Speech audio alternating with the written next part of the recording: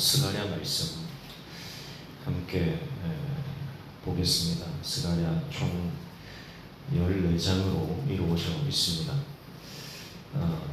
스가랴는 구약 성경 마지막에 나오는 선지서들 중에서 소선지서로 분류가 되면서 12소선지서 중에 하나입니다. 이스라엘은 BC 537년경에 바벨론 포로로 잡혀갔죠.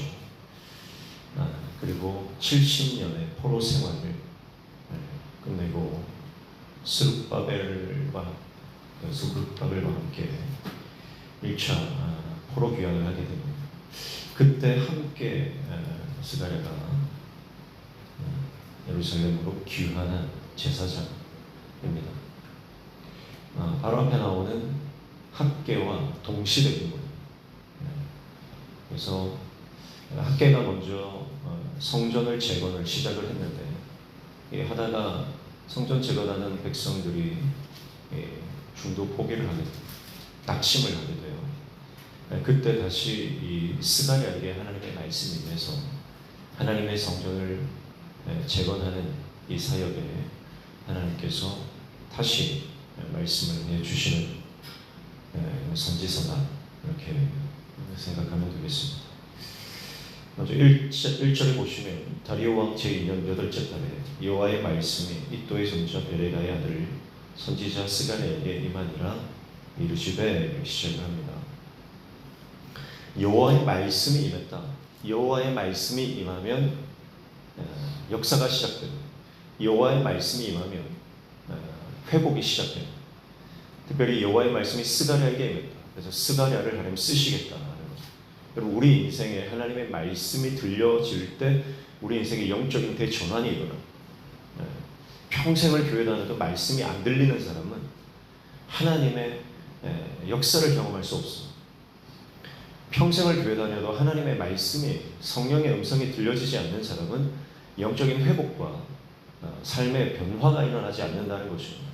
그러나 내가 아무리 부족하고 연약하다 할지라도 하나님의 말씀이 들린다, 성령의 음성이 들린다, 그러면 거기서부터 새로운 출발이 시작되는 거예요.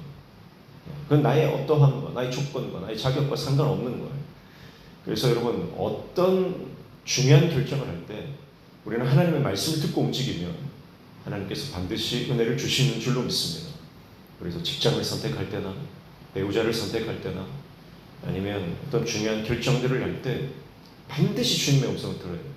주님의 음성을 들으면, 여호와의 말씀이 임하면 하나님의 역사가 일어납니다. 그래서 하나님의 말씀이 임했을 때 그 말씀을 듣고 깨닫고 그리고 순종할 때 우리 삶 가운데 하나님의 역사가 펼쳐진다. 그래서 여호와의 말씀이 임했는데 누구에게 임했냐면 스가랴에게. 근데 스가랴 앞에 이도의 손자 베레가의 아들 선지자 스가랴다. 스가랴라고 하는 이름의 뜻은 여호와가 기억하셨다. 여호와가 기억하셨다. 스가랴, 자카르다. 자카르가 이제 기억한다. 자카르 야는 여호와죠. 여호와가 기억하셨다. 그래서 이제 우리 중국말로 번역을 했다가 우리말로 번역을 하니까 자카르야가 스가랴가 된 겁니다. 그래서 여호와가 기억하셨는데, 기억하셨다는 뜻의 스가랴인데, 이 스가랴라는 이름이 참 좋잖아요. 그래서 스가랴라는 이름이 너무 흔한 거예요. 그러니까 앞에다가 뭘 붙입니까? 누구누구의 아들 스가랴다, 이렇게 붙이는 거예요. 그래서 유대인들은 그런 경우가 많죠. 같은 이름이 많으니까. 여호수아, 이 여호수아 이름도 많잖아요. 그러니까 눈의 아들 여호수아다, 이렇게 하는 거예요. 그래서 베레가의 아들 선지자 스가랴다, 이렇게 했는데 베레가의 아들 선지자 스가랴라고 해도 또 비슷한 사람이 많은 것 같습니다. 그러니까 그 앞에다가 또 이도의 손자다, 이렇게 붙이는 거예요. 그래서 이 스가랴가 수많은 스가랴 가운데 어떤 스가랴인지 정확하게 하기 위해서 이도의 손자 베레가의 아들 선지자 스가랴다, 이렇게 표현을 한 것이고, 또 다른 설은 뭐냐면 함께 이 3대가 포로 귀환해서 돌아왔다. 그래서 3대를 함께 쓰고 있다, 그렇게 말하기도 합니다. 이또라고 하는 것은 적절한 때라는 뜻이고요. 베레가라고 하는 것은 축복한다는 뜻입니다. 네. 그래서 적절한 때에 하나님이 축복하신 여호와가 기억하신 아들, 그 사람, 선지자 스가랴, 뭐 이렇게 그 이름의 뜻을 연결해서 해석을 할 수도 있겠습니다. 그래서 하나님의 복은 뭐냐? 하나님의 축복은 뭐냐? 내 때가 아니라 하나님의 때.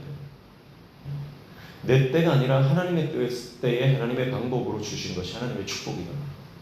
내가 원하는 것을 내가 원할 때 얻으면 그건 사실은 축복이 아니에요. 저주가 될 수 있습니다. 그래서 하나님은 오랫동안 좀 기다리시고 정확한 타이밍을 보시는 거예요. 그래서 우리가 생각하는 때가 타이밍이 안 맞다 할지라도 하나님의 타이밍에 하나님의 방법으로 하나님 반드시 일하시는 줄로 믿습니다.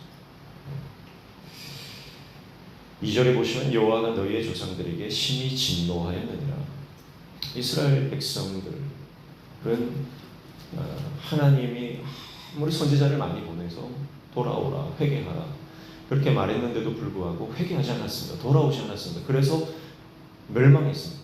다 포로로 끌려갔습니다. 그 말씀을 하죠. 그러니까 포로로 끌려간 그것이 우연이 아니다. 그것이 어떤 바벨론이 힘이 세서 이스라엘이 힘이 없어서 그래서 바벨론 포로로 끌려간 것이 아니라 하나님의 주권적 역사다. 그것은 하나님의 진노의 사건이다. 분명하게 말씀하시는 거예요. 그러니까 우리 인생에도 그렇습니다. 이것이 하나님의 진노인지 정확하게 구별할 수 있어요. 내 삶에 어떤 큰 문제들이 생기고 내 삶에 내가 해결할 수 없는 포로로 끌려가는 이 상황들은 내 힘으로 어떻게 할 수 없는 상황이죠. 그런 상황들을 맞닥뜨렸을 때에 이것이 하나님의 진노인가 아닌가 그것을 잘 구별할 수 있어야 되고, 만약 그것이 하나님의 진노라고 하는 것은 가짜코 쪽쪽 갈라지는 거거든요. 내 삶이 막 진짜 이 마른 나무처럼 쪽쪽 갈라지는, 정말 내 안에 이 만족감이 없고 내 안에 막 메마른 그런 상태가 되어서 정말 삶이 힘들고, 여러분 힘들어도 은혜가 충만할 때가 있잖아요.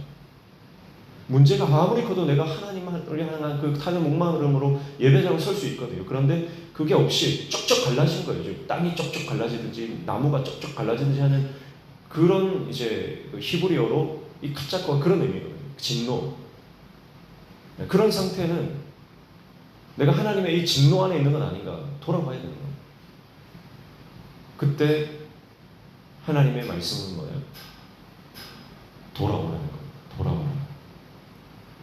그래서 3절 말씀에 보면 그러므로 너는 그들에게 말하기를 만군의 여호와께서 이처럼 이르시되 너희는 내게로 돌아오라.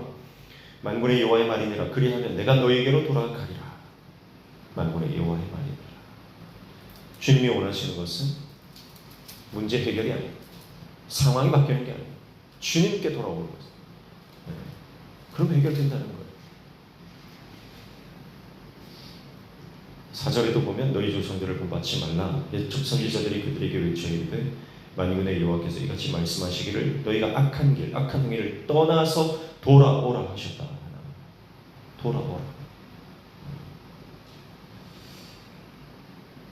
그래서 스가랴에게 주시는 사명은 성전 재건에 대한 사명인데, 성전 재건이라고 하는 그 행위, 그 어떤 사역, 그 사역 자체가 중요한 것이 아니라 그 사역이 주는 의미, 그건 뭐냐면 주님께 돌아가겠다는 거예요.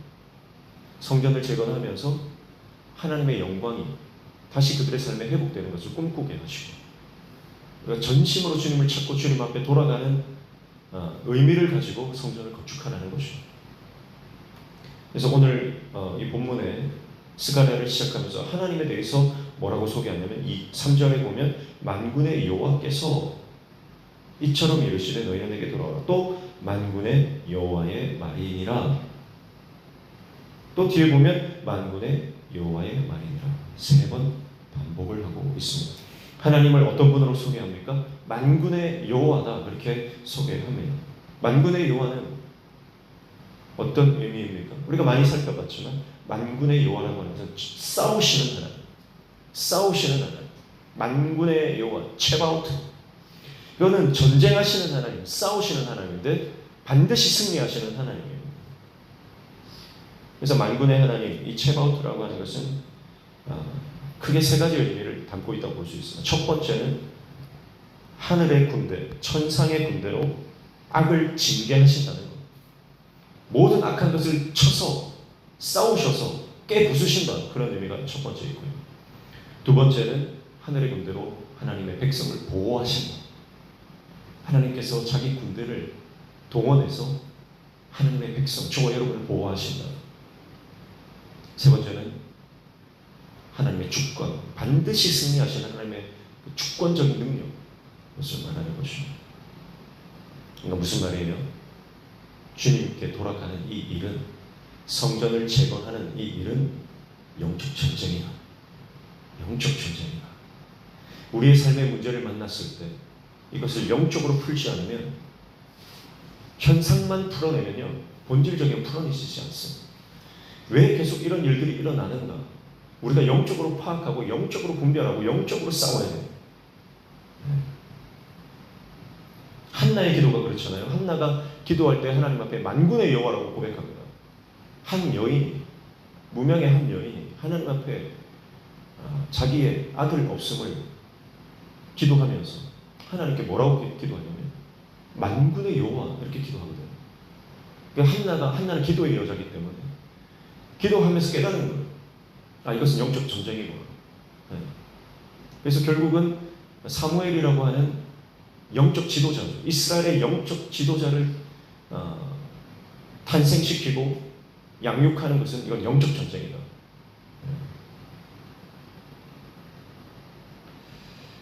그래서 성전을 재건하는 이 일이 영적인 싸움임을 이 만군의 여호와라고 하는 이 개념을 통해서 우리에게 던져주고 있는 것입니다. 결국 성전은 예수 그리스도를 상징하는 것이고, 그래서 우리의 삶에 우리가 예수님을 닮아가는 이유죠. 예수 그리스도로 내 삶을 세워가는 이유죠.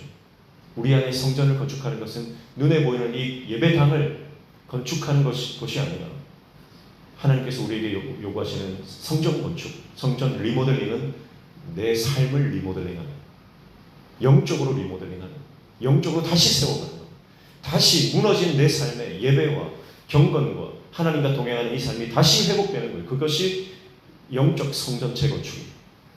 오늘 그 영적인 성전의 재건축을 통해서 주님께 돌아가는, 주님과 친밀히 동행하는 저와 여러분 되시기를 축복합니다. 그래서 내가 죽고 예수로 사는 힘이 있어요.